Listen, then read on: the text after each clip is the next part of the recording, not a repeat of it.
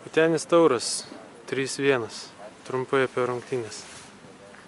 Džiugu pasiekti pergalę, dar džiugiau yra pasiekti ją prie savo sirgalių, savo taip vadinamoji tvirtoviai.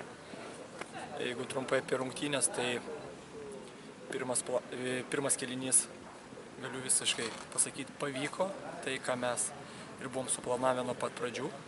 Tai yra spausti varžovą nuo pat pirmų minučių, stengtis pasiekti greitą įvartį. Ir manau, tai mums pavyko.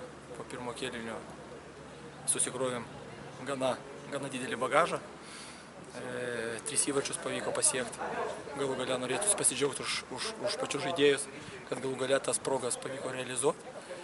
Ir smagu už žaidėjus. O antras kėlinys galbūt per daug piknaudžiavom individualiais veiksmais.